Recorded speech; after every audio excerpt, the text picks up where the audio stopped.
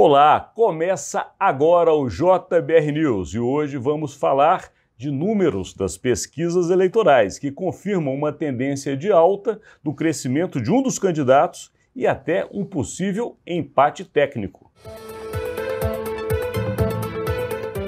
Rodolfo, os números das pesquisas estão demonstrando aí, no mínimo, algo curioso, que provavelmente o passado se repete no presente, porque os números que o Datafolha apresenta e que apresentou demonstram que as outras pesquisas também já vêm mostrando, né, uma aproximação entre os dois candidatos que disputam a presidência, Jair Bolsonaro e Luiz Inácio Lula da Silva. E aí, Rodolfo?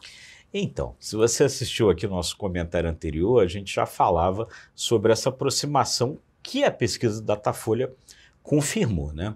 Então, a pesquisa deu Lula com 52% dos votos válidos, Bolsonaro com 48% dos votos válidos.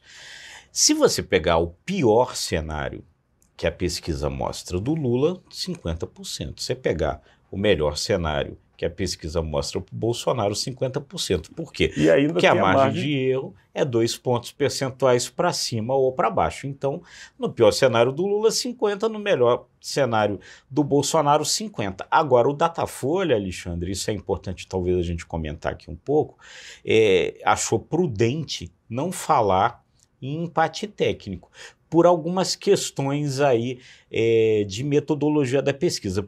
A principal dela é o seguinte: as pesquisas arredondam esses números, esses percentuais, né? Então, quando ela fala 52, né? O Datafolha não bota nunca 52, qualquer coisa. O número quebrado.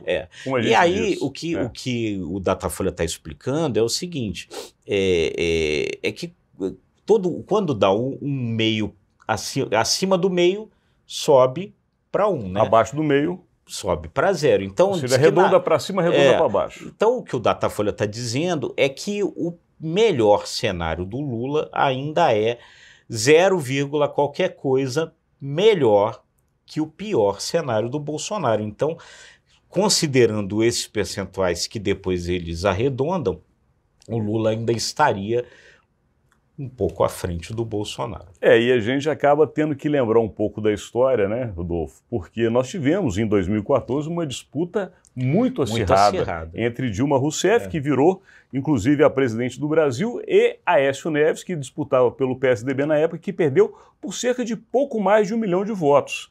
E parece um pouco que o cenário se repete, né? Então, as pessoas estão, alguns analistas, Alexandre, estão comparando muito a situação com a situação do segundo turno daquela eleição da Dilma e do Aécio. Deixa eu lembrar lá em 2014, no primeiro turno, teve o acidente do Eduardo Campos, a Marina Silva entrou no lugar do Eduardo Campos.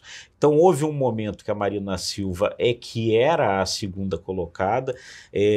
Na virada ali do primeiro turno, o Aécio passou a Marina e ele foi se aproximando.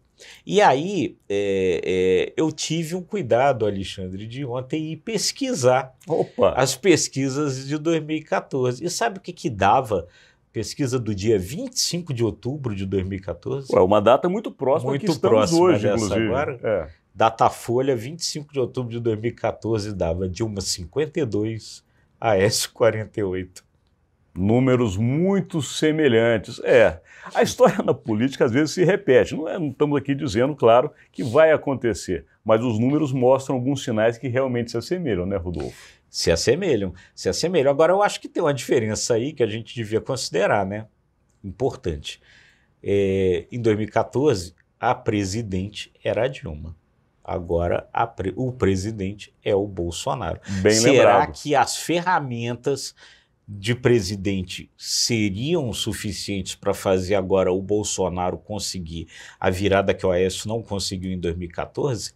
É a pergunta. É a grande pergunta. Agora ela vai ficar para amanhã, porque hoje nós chegamos ao final desse conteúdo e agradecendo a você que nos prestigia também, ao nosso parceiro, o programa Pão na Chapa da JKFM, o nosso grande parceiro, que é o Jornal de Brasília, e nós, Imagem e Credibilidade, que fazemos esse conteúdo diariamente para você. Muito obrigado.